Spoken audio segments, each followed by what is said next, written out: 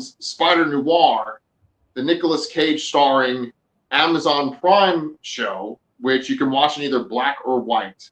Brian, you can watch in black and white or in color? Brian, had to watch in black and white. Okay. Do you get annoyed that every time you fucking put this thing on, it asks you which one to put it on? Yes, I do. Okay, good.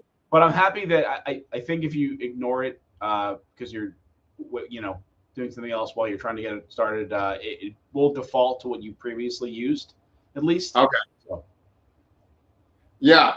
I know that we're going to talk about Nicolas Cage for a second, but the showrunner is a guy named Oren Uziel, and he's best known for Mortal Kombat Rebirth, 22 Jump Street, The Cloverfield Paradox, and The Lost City. So that's the things that he made. Mortal Kombat Rebirth. Have you watched that? That's like the web series, right? Yeah. I think I did watch that before the more recent Mortal Kombat reboot movie. Although it's not related at all, if I'm not mistaken. But yeah. And wasn't like Michael Jai White Jax or something like that? Yep. Yeah. Yep. Yeah, that was pretty decent. And then you said, what was the other things he did?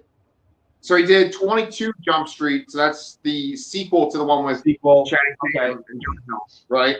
Cloverfield Paradox, which it dropped right after the Super Bowl one year. Oh, I remember that. Yeah, that's this when they're on the space station, right?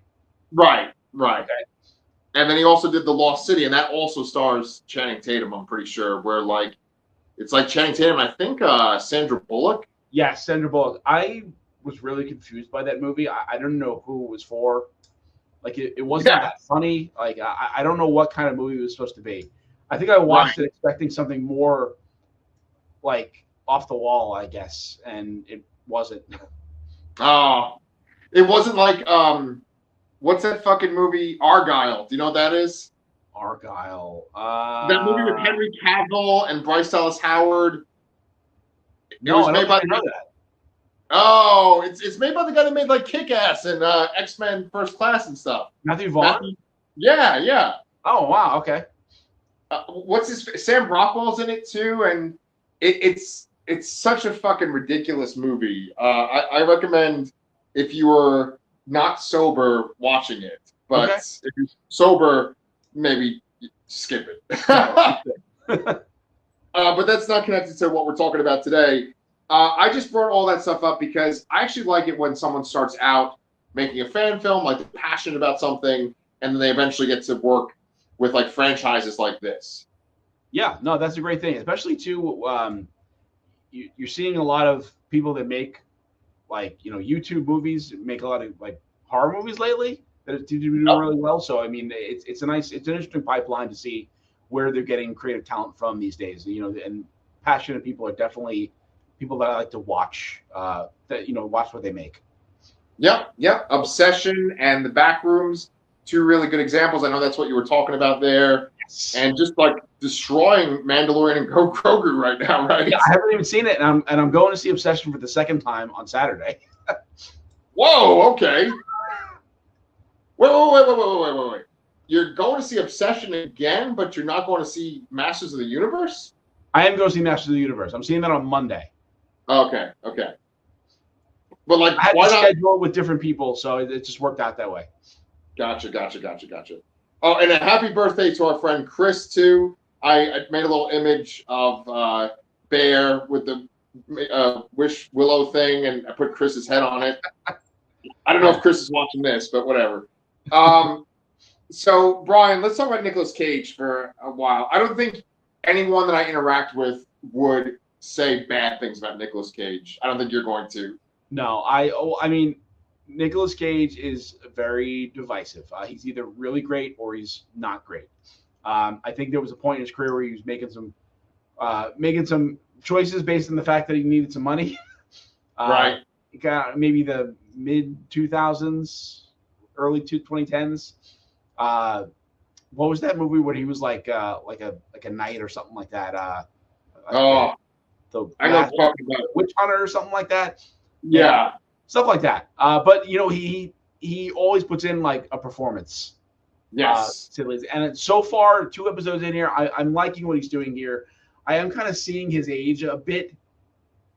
I kind of do wish this was like maybe 10, 15 years ish ago, age wise at least. Yes. It would work a little better in that regard. But other than that, I think he's solid so far.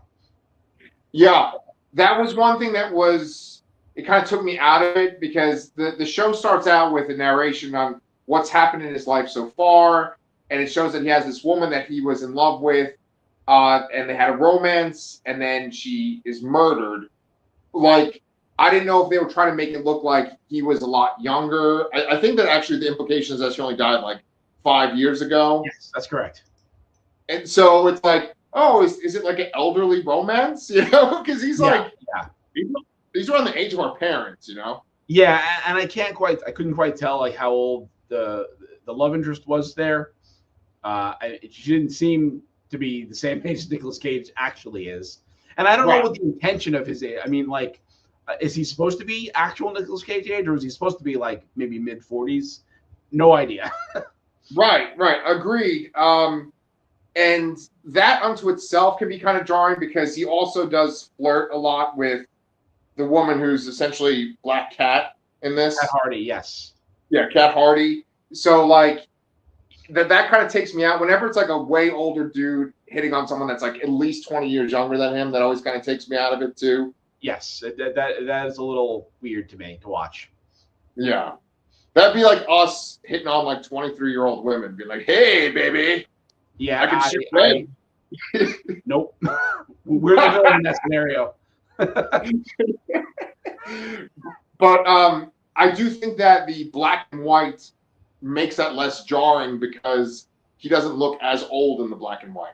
I agree. Yeah, I think it does add kind of something. I'm kind of wondering if are they just using digital effects to, like, how did they film it? Did they film it in black and white and use an effect to make it color, or they film it in color and use an effect to make it black and white? Oh, chicken or the egg? I don't know. I mean, personally, I've watched both, and what happens is when you see like Robbie Roberson's clothes and stuff, or you see some of the backgrounds, you're like, oh wow, this is totally different in color. I kind of suspected Robbie Roberson was going to have like bright, almost like pimp-like colors. Oh, he does. Yeah. And I just kind of figured that was because there's one scene in like the second episode, I believe, and maybe it's in the third. I've only watched like the first three, where like he's going through his closet. I feel like they would only show that if like all of his suits were real evocative. That makes sense, yeah. But I personally like the black and white way better. Like you eventually do see classic Spider-Man characters like Sandman and Tombstone and stuff, and I haven't seen them in color on this show. I've only seen their black and white versions. Yeah, I'm curious to see what the effects look like in color for like Sandman particularly. Yeah. So, but we haven't really seen Tombstone with look any different yet, I guess, because there was like the upcoming this season. You see some like markings on his face or something like that. I don't know what that's about necessarily. Right. So I think that we should just kind of talk about like the choices they made with Spider-Man characters and how they're featured in this show, right? Because he's Ben Reilly, which like people might be like, well, why isn't he called Peter Parker? Ben Reilly is the name of Peter Parker's clone, Scarlet Spider. They're not doing anything with clones whatsoever, but it's just like a variation of Peter Parker. Silvermane is in this. He's played by fucking Patrick Gleason, which I was actually really happy to see him in this. Yes. Wait, is that his name? It's Brendan, Patrick Brendan Gleason. Brendan Gleason. Was it fucking Patrick Gleason from like the fucking Honeymooners? Oh man. Maybe no, that's Jackie Gleason. Well, I'll just fucking leave it, all right, Brian? Jesus Christ. Whatever. Okay, I think I got Patrick Wilson and Brendan Gleason. Okay, there you go. Yeah. That, I can see that. But were you happy to see him in this? I'm sorry, you cut out there for a second. Oh, were you happy to see Brendan Gleason? Yeah, no, I like him a lot. I mean, my favorite thing with him was 28 Days Later. Yep. And he's a great actor. I think he definitely adds something to anything he's in here. I don't remember Silverman being like an of Irish descent. No. Was he? So can I tell you like a little quick factoid that's real interesting? Yes. Okay, so because of the comics code, where they could have like a certain amount of violence, sex, and stuff like that in comics for decades, Marvel couldn't use the term mafia because obviously it's associated with organized crime, right? You probably even know this, but like that's why it's called the Magia, and Silvermane's in charge of the Magia, and the Magia is all Italian. I never knew that. Okay. Yeah. But he sounds Irish, right? I'm not crazy, right? Well, I feel like he's either like leaning into his accent or he's trying to do a different accent. He's certainly not doing an Italian accent. No, definitely not an Italian accent. Yeah. But he's like, yeah, you got to do some work for me. Like it's like too much. He's like going over the top. Yeah, maybe it's like an Irish accent trying to do that old timey mafia guy. Yeah, and that's another thing that cracks me up, right? Because Nicolas Cage, one of the best parts about Ben Reilly is that he does a whole bunch of different impressions to like get into places or like influence people, and he even does that fucking kind of old school gangster talk. Like, see, like he does that kind of. My favorite little thing of that, which was to me very Nicolas Cage, was when he goes to retrieve his suit from that apartment, and he's like the janitor guy. I'm like, this is peak Nicolas Cage here. This is like that kind of like in Nicolas Cage like intensity or something like that. I don't know, not the same intensity as like John Bernthal, which was talking about previously. But there is something that he does, right? That some kind of quality that he adds to it that I always appreciate. Yeah, it's called cocaine. That's the way he seems like he's on coke. I mean, I'm sure he's not, but he just has that kind of vibe. Like, he just hit a bump, And he goes to their fucking bathroom and just takes a sledgehammer and makes a huge wall in their bathroom. Everything's okay. And they don't show him walk out either, so they just left that hole there. Yeah, what a spider dick, man. Jesus. There's another part that's really funny where he's talking to a guy at the front desk in a hotel, and he's like, I'm here to see a guy, last name Stein, first name Frank. And then, no. I think he says that he's looking for Bela Lugosi at first. Then he said he might be under his other name, Frankie Stein or something. Yeah. And while he's watching the elevator go up to see what floor the lady goes to. Yeah. Right. That was another classic Nicolas Cage moment. Yeah. Well, I love this Ben Reilly character because he's like so self-deprecating. Like, this woman calls him handsome in the very beginning. He's having her eye a person that he's following. He's like, oh, does this look like this guy? And then she says he's handsome, and he's like, oh, now I'm starting to doubt your eyesight. Like he says a lot of self-deprecating things. Yeah, it's pretty funny so far. Are you enjoying the show so far? Out of curiosity, on a general level? Absolutely. No, I'm enjoying it. Yeah. Yeah, I mean, I think it's still early to say if it's like good or bad because we've only seen the 2 episodes so far. I know everything drops, but we here on Comic Book Transform, we hate the binge. So, yes, no, I think it's great, and I really love his secretary too. Yeah, she's pretty funny so far. Yeah, I like too that she is kind of like the joking sidekick kind of character, but she also has those serious moments where like the thugs come in to kind of hold a gun to her head. She's like, I'm gonna quit. I can't live like this. All that. It's a good portrayal, I think. Absolutely, and like the whole supporting cast in general, right? Because you do have Brendan Gleeson. You have, was it Jack Houston? I think he's like Angelica Houston's nephew or whatever. Yes. He was in Boardwalk Empire. So he played a character in Boardwalk Empire, which is kind of around the same time period as this, like Prohibition era. And I think he's great as Flint Marko in the show. Yeah, no, and I think I really like the angle they're kind of taking with these powered characters, that they're kind of all part of the same military unit, and something happened to them, and they're kind of getting off one by one in a way, and their powers are kind of coming back to haunt them in a way. So we have the first guy was who was the fire guy? Addison. Is Yeah. that a So character? which Spider-Man character is that? I don't know. That's what I was asking you. Like the only flaming characters I know are the two Human Torches, really. You know. So I mean, there's Pyro and stuff, but his last name's not Addison. no, he's Australian. What is Pyro's real name? Oh God, I don't. His remember. name's probably fucking. His name's probably Flint something too, because it's fire, you know. But no, I was like, who the fuck? I don't know any Spider-Man bad guys with fire, except like the kind of like the Green Goblin throws pumpkin bombs, but he's certainly not an Osborn. Yeah, they've shown Tombstone. I don't think I'm spoiling anything by saying that Tombstone's in it because they say his name. Like, oh, okay, that's Tombstone. Well, the guy that was friends with Flint, that's Tombstone. Right, exactly. Yeah, they say Lonnie Lincoln. I'm like, oh, okay, Tombstone. Yeah. And did you watch the upcoming on the season little thing after the first episode or no? I did not. No. Okay. There are some other. There's at least one more Spider-Man villain teased, I believe. Although I'm not seeing a name that sounds familiar to me in the cast here. So, is it Rhino? I don't know. Not Rhino. There's someone with electric powers, so I'm assuming. Oh. But okay, I don't see any. And I think there were 2 Electros.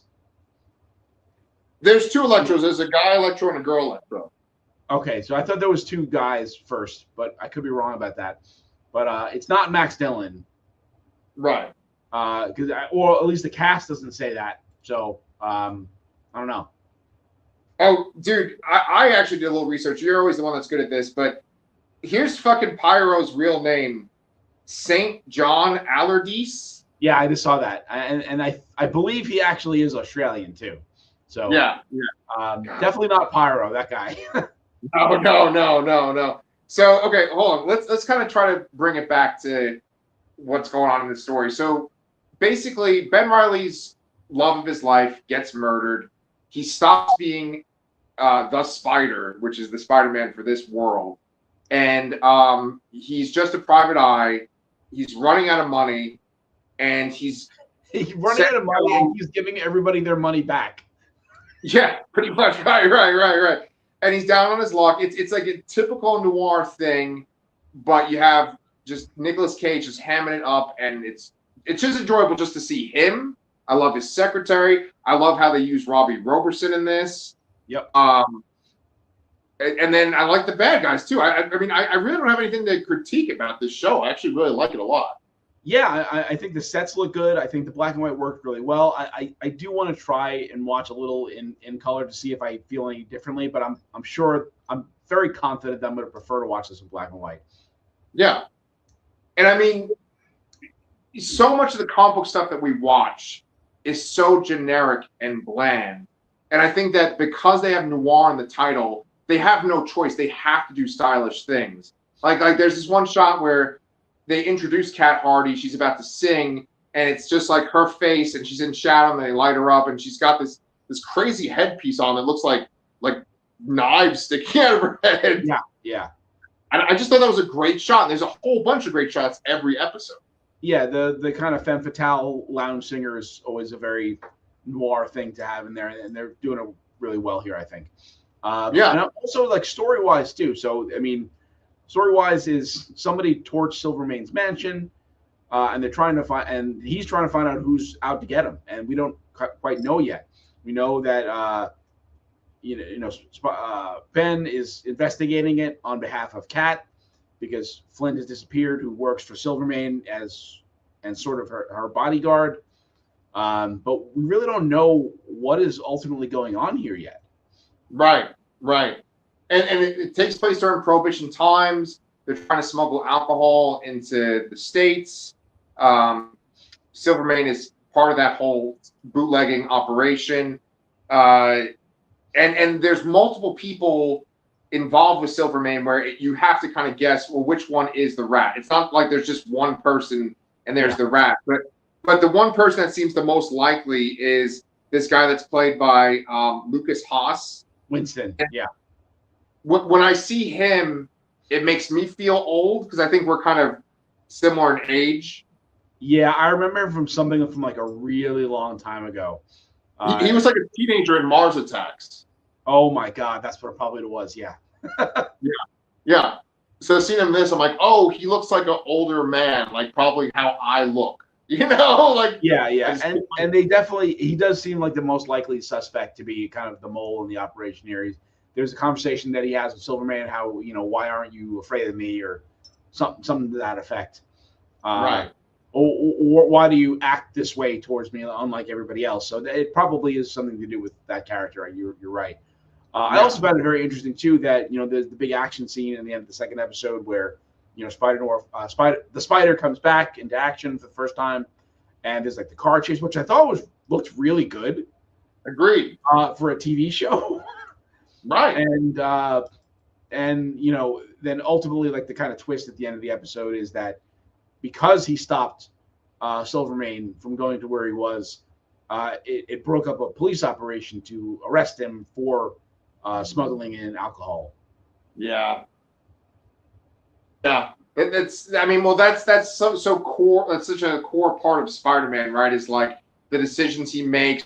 Sometimes he thinks he's doing something for the greater good, or if he ever does anything that benefits him, which in this case, it kind of took the heat off of Ben Reilly and his secretary. It then like leads to a bigger problem somewhere else. Yes. Yeah. The Parker luck. The Parker luck. Right. Yeah. No, I don't know. I'm a big fan of this. I like the idea of Spider-Man villains as like sort of mob bad guys, like almost like Dick Tracy villains, Yeah, it definitely has a Dick Tracy vibe for sure. Yeah. And Spider-Man has, I would say, the third best rogues gallery in comics. We have Batman, then the X-Men, then Spider-Man. Oh, okay. You got an X-Men. Okay. Yeah, I would say that's accurate. Yeah. So it's cool to see like them in this kind of setting.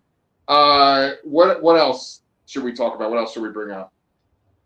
I don't have much else to say so far. I mean, although we've watched 2 episodes, I think we covered most of the characters and scenes in general, and the general vibe of the show. But I need a little more to go on, I guess, to speculate anymore. Or